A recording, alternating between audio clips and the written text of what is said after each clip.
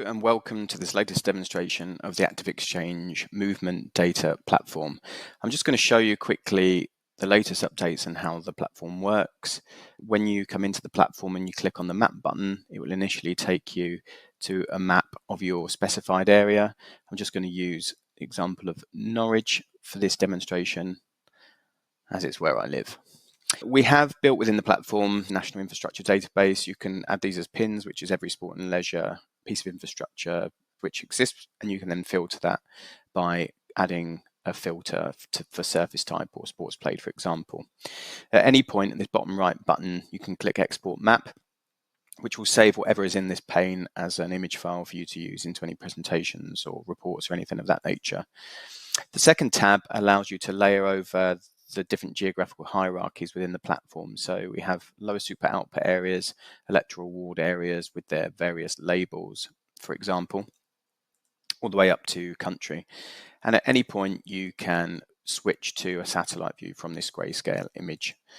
On the fourth tab, we interestingly have a range of demographic information, everything from total population area all the way through to males by age group, for example, as well as some health, language, deprivation indicators, which are useful to view alongside some of the places of interest in terms of analysing infrastructure.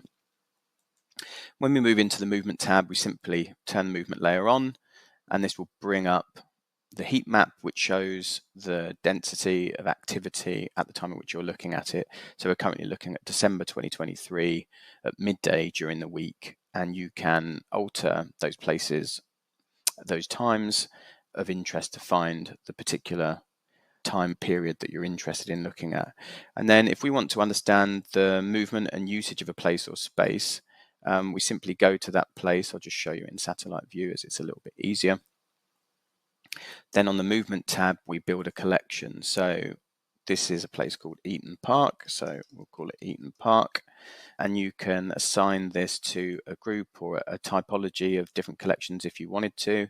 And you can share this with other teams within your organization, or make it shareable across the whole of the organization, or just keep it private in your account. We then simply select the quad keys, the squares that we're interested in knowing the people that have been in and around that place. So just for this example, I'll select there. And then when we've done that, we can click save.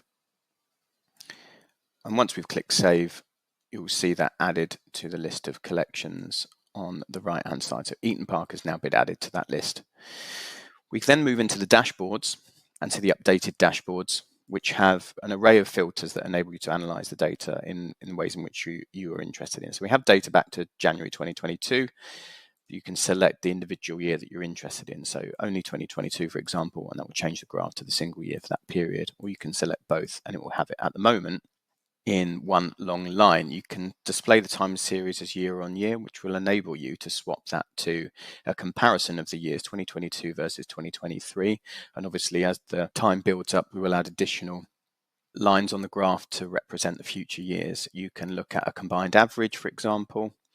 If you're interested in looking at just a particular period, say the summer months, you can just select those individual months, and then the graph will just display those individual months.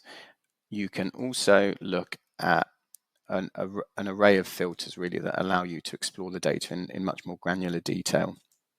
We could look at a comparison between months. So how have they varied? So the same month across different years, to look at changes in usage over time.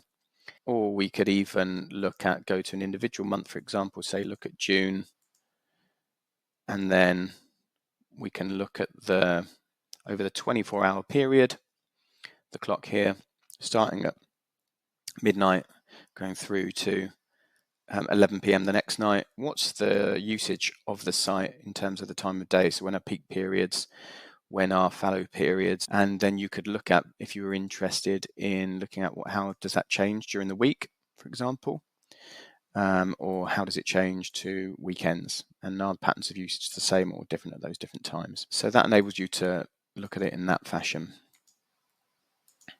We'll go back to all months.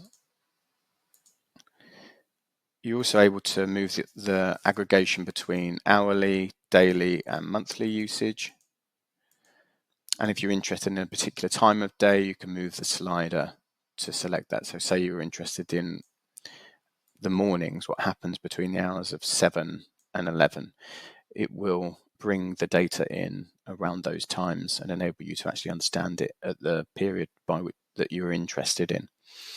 We are also able to look at the gross values, or indeed look at the active average, which is the number of quad keys selected divided by, it's all of that data divided by the number of quad keys selected, but also excluding any quad keys which have any zero values for movement. So if you've got a large collection with some dead spots in terms of no movement, that would obviously bring your average down significantly, but we exclude those from the count in that regard to give you a more accurate reflection of the usage of the site.